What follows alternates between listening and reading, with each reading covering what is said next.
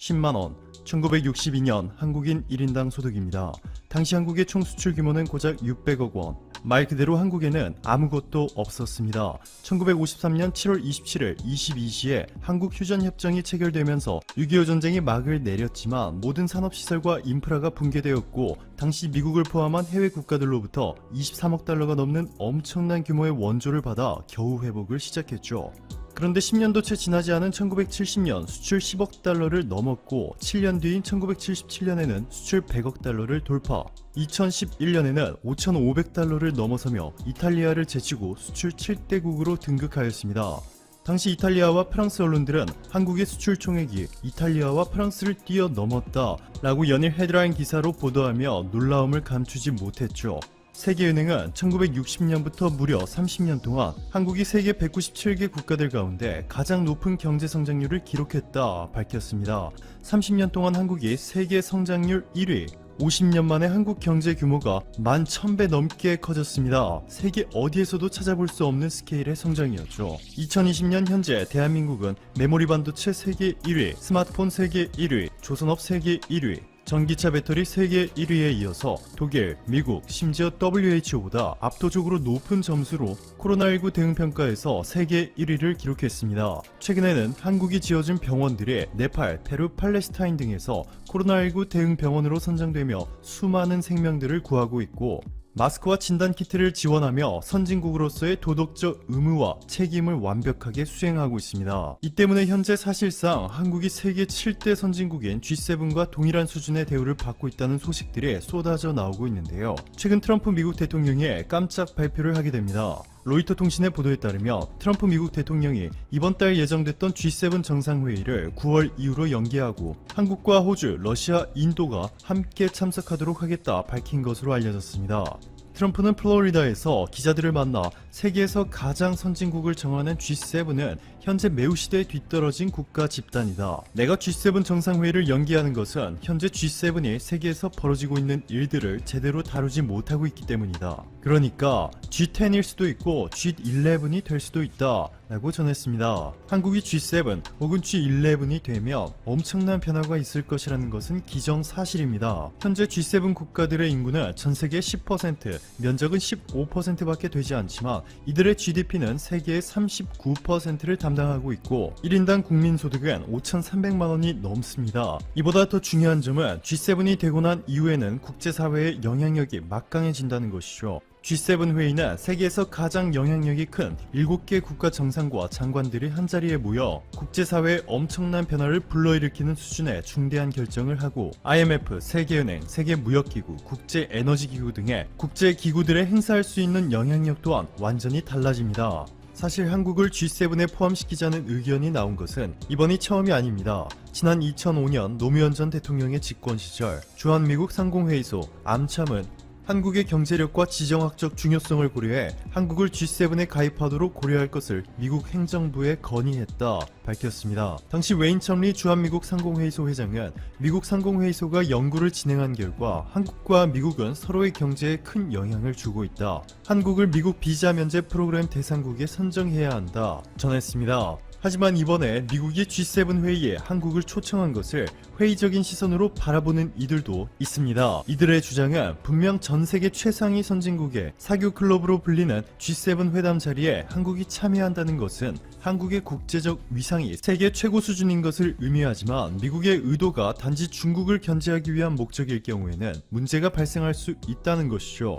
중국을 버리고 미국을 택한 일본의 단순한 외교 정책과는 달리 미국과 중국 사이에서 중립을 지키기 위해 고도의 외교 전략을 구사해온 한국이지만 이번 트럼프가 한국을 G7에 초청한 것이 미국과 중국 중 한 곳을 선택하라는 무언의 압박일 수 있다는 것이죠. CNN의 보도에 따르면 실제로 최근 엘리사 파라 전략 커뮤니케이션 백악관 국장은 트럼프는 이번 G7 회의를 통해 코로나19에 대해서만 논의하는 것이 아니라 전통적인 동맹국들을 불러 모아 중국의 미래에 대해 이야기하기를 원한다 밝혔습니다.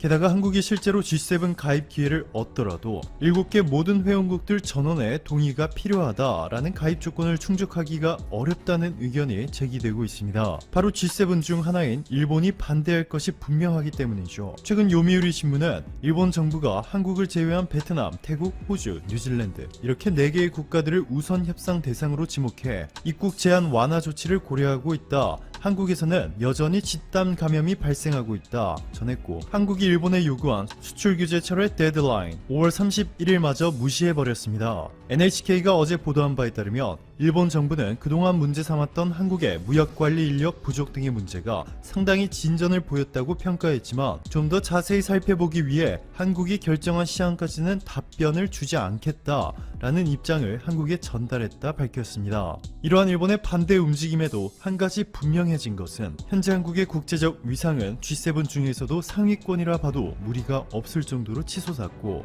IMF가 발표한 올해 1분기 G7 국가들과 한국의 GDP 성장률을 비교한 자료를 보시면 미국, 영국, 독일, 프랑스 그리고 일본 등 최하 -5.4%라는 최악의 성적을 거둔 가운데 유일하게 한국이 1%가 넘는 성장을 기록했습니다. 코로나19로 전 세계가 마비된 상황 속에서 기적 같은 일이 일어난 것이죠. 일본 당국은 갑작스럽게 한국의 강제징용 판결 이후에 일본 기업 자산화, 현금화에 대해서 강력한 경고를 합니다. 일부 일본 매체에서는 현금화 이후에 무슨 사태가 벌어질지 모른다며 한국은 바른 선택을 해야 한다고 강조합니다.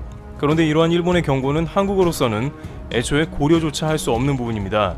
왜냐하면 일본 정부는 현재 강제징용 판결 자체를 되돌리라는 요구를 하는데, 이는 엄연히 3권 분립인 국가에서 시행이 불가능한 것으로 한국과 외교적인 정면 충돌을 불사하겠다는 뜻으로 비춰지고 있는 것입니다. 그런데 막상 일본의 이러한 강력한 경고가 한국에 별로 의미가 없을 것이라는 다양한 의견과 정황들이 포착되고 있습니다. 여기에 한국은 오히려 일본의 이러한 행동으로 인해서 반사이익을 볼 수도 있을 것이라는 의견도 나옵니다. 첫 번째, 일본의 보복카드는 무용지물. 그간 일본의 언론의 보도와 외교가의 설명을 종합하면 집권자민당은 일본 기업의 자산이 강제 매각되는 경우 맞대응해야 한다며 사실상의 보복 조치를 검토 중인 것으로 알려졌습니다. 그런데 이러한 조치를 하면서 들이미는 카드들은 한국 제품에 대한 관세 인상, 일본 기업의 한국 대출금 회수, 비자 발급 중단, 한국에 대한 신용등급 인하 등을 거론하고 있는 것입니다. 이것은 일본의 부총리인 아소다로까지 나서서 직접적으로 이야기한 바 있는 보복 조치입니다. 아소다로 일본 총리 겸 재무상은 작년 3월 12일 중의원 재무금융위원회에 출석해서 관세에 한정하지 않고 송금 정지라든지 여러가지 방법이 있다, 비자 발급 정지라든가 여러가지 보복 조치가 있을 것으로 생각한다고 말했습니다. 아소다로는 작년 12월 발매된 월간지 분계이 슌주와의 인터뷰에서 한국과의 무역을 재검토하거나 금융제재에 착수할 수 있다며 일본보다 경제 규모가 작은 한국이 먼저 경제가 피폐해질 것이라고 압박성 발언을 하기도 했습니다. 산케이 신문은 일본 기업 자산 강제 매각이 이루어지는 경우 일본 정부가 한국 측의 자산 압류나 관세 인상 등 두 자릿수에 달하는 대항 조치를 검토하고 있다고 지난 4월 말 보도한 바 있습니다. 어떻게든 보복 조치는 한다는 것입니다. 스가 관방장관은 이날 기자회견에서 앞으로도 한국 측에 조기에 해결책을 지시하도록 강하게 요구한다는 입장에 전혀 변화 없다며 한국 대법원의 징용배상 판결에 관한 사법 절차는 명백한 국제법 위반이라는 견해를 되풀이했습니다. 그런데 이러한 것이 애초에 일본이 실행 불가능한 이유는 그 자체가 WTO에 제소될 가능성이 있기 때문입니다. 판결에 따라 일본 자산을 현금화했는데 관세를 올린다면 일본은 WTO에 제소를 당해 무조건 패배하게 됩니다. 한국이 국제법을 어겼다고 G7에서도 주장한 일본 스스로가 관세 부과로 인해 국제법을 어긴 논란을 자초할 수도 있습니다. 또한 비자 정지 문제도 현재 코로나로 인해 일본은 계속 한국의 비자 정지를 연장시키고 있기 때문에 별로 효용은 없어 보입니다. 대출금 회수 등은 일본 기업의 경영 판단 등의 변수가 있어 일본 정부가 아무리 강요를 한다 하더라도 기업이 안 한다고 하면 일본 정부는 방법이 없습니다. 많은 경제계의 전문가들은 수출 규제가 그 나라에 먹히려면 한국이 결정적으로 손해를 보는 아킬레스건이 있어야 하는데 일본은 그것을 한국의 반도체 주요 물자로 판단했으나 그것마저 한국이 모두 이겨버렸고 일본이 남아있는 카드는 사실상 무용지물이라는 의견입니다. 오히려 추가 조치를 해봤자 한국의 불매운동만 더욱더 타오르게 되는 데다가 일본 경제계에서도 한국 수출 규제에 대해 아직까지도 비판의 목소리가 많아 섣불리 보복 조치를 실행하면 국내외에서 동시에 비판을 받게 되는 곤란을 겪을 수 있습니다. 쉽게 얘기하면 보복해봤자 일본 정부만 손해라는 것입니다. 두 번째, 간소화 도쿄올림픽에서 논란될 듯. 여기에 일본 정부의 국제사회 신뢰도가 추락하는 부작용도 나올 것입니다. 애초에 강제징용 문제는 인도적으로 보더라도 일본에서 한국의 목소리를 크게 낼 일이 못 된다는 것입니다. 여기에 한국은 최근 국제사회에서 방역을 비롯해서 정직하며 투명한 국가로 이미지가 급격히 상승하는 중입니다. 그런데 도쿄올림픽을 앞두고 유독 한국에 대해서 강력한 입장을 취하면서 제대로 반성하지 않는 모습은 국제사회에서 많은 나라의 신뢰를 잃을 수 있습니다. 일본 정부는 현재 도쿄올림픽을 간소화해서 치르는 방향을 검토 중입니다. 애초에 올림픽이 불가능하다고 많은 이들은 생각했는데 현재 야구 중계나 일부 스포츠가 가동되는 것처럼 무관중으로 방송만 송출되는 형태도 일부 검토 중인 것으로 전해집니다. 이는 일본 정부의 재정 적자가 막대하며 올림픽으로 인한 긍정적인 효과를 놓치지 않겠다는 의지로 보일 것입니다. 그런데 이 가운데 중요한 이웃 국가라는 한국과 끊임없이 벌이는 WTO 소송과 경제 보복, G7 가입 처지 노력 등은 올림픽의 정신인 화합과는 거리가 먼 곳으로 도마에 올라 많은 국가들의 지탄을 받기에 충분한 행동인 것입니다. 세 번째, 국제 무대에서 한국, 일본 행동 극과 극. 이러한 국제 무대에서 일본의 억제에 가까운 행동들은 뜻밖의 한국의 반사이익이 될 수도 있는 것입니다. 아소다로 일본 부총리는 참의원 재정금융위원회에서 일본이 코로나에 덜 걸린 것은 일본 국민성이 우수해서라는 말을 했습니다. 자국의 국민들이 잘해줘서 코로나에 덜 걸렸다는 말은 부총리로서 할 수 있는 말이라고 생각합니다만 문제는 그 다음인데 다른 나라에서 아소 부총리에게 전화로 일본의 코로나 치명률이나 여러 수치가 낮은 이유가 무엇인지 물었는데 여기서 아소 부총리는 당신들과 우리나라와는 국민의 민도 레벨, 수준이 다르다라고 하면 모두가 말을 더는 잊지 못했다라고 주장했습니다. 아소 부총리는 최근에는 그런 전화도 오지 않는다며 아무래도 일본의 민도, 수준이 높다는 그런 견해가 정착하고 있는 게 아닌가 생각한다고 덧붙였습니다. 안 그래도 망원 제조기라는 별명을 가진 아소 부총리는 튀는 발언을 잘하는 것으로 정평이 나 있는데 이러한 발언은 국제사회에서 다시 한번 지탄을 받을 수 있는 것입니다. 반면에 한국은 나라를 봉쇄하지 않았을 뿐만 아니라 한국의 자문을 구하러 온 나라들에게 각종 방역 노하우를 공유했고 최근 서울에서는 CAC 글로벌 서밋을 6월 5일부터 개최해 세계 40여 도시와 코로나 방역과 코로나 이후 시대에 관한 각종 논의를 갖게 됩니다. 일본과는 대조적인 모습을 보이는 것입니다. 하지만 일본은 자체적으로 자국 코로나 백신을 만들어 전 세계에 공급한다는 계획을 가지고 있습니다. 네 번째, 일본 세계 백신 면역 연합에 3천억 원 낸 이유. 일본이 개발도상국의 예방접종 백신 보급 사업을 벌이는 비정부 국제조직인 세계 백신 면역연합 가비에 2021년부터 5년간의 운영자금으로 약 3억 달러, 약 3,600억 원을 출연하기로 했습니다. 교도통신에 따르면 아베 신조 일본 총리는 4일 저녁 영국 주최로 열리는 관련 회의의 영상 메시지를 보내 이 단체에 대한 3억 달러 규모의 운영자금 지원 방침을 밝힐 예정입니다. 3억 달러는 전체 필요 금액의 약 3% 정도로 적지 않은 금액인데 왜 이러한 금액을 일본에서 출연하는지 궁금해지는데요. 이에 관해서 니혼게이자이 신문은 일본 정부가 출연금의 대폭 증액을 결정한 것은 이사회에 진출해 발언력을 높이기 위한 포석이라고 분석했습니다. 이 이사회에 들어가려면 전체 운영자금의 최소 1% 이상을 부담해야 한다는 조건이 있는 것으로 알려졌습니다. 따라서 일본은 가비의 이사회가 되어서 영향력을 높이고 일본에서 백신이 개발되면 적극 이를 전 세계에 공급할 기초를 다지는 게 아니냐는 분석이 제기되는 것입니다.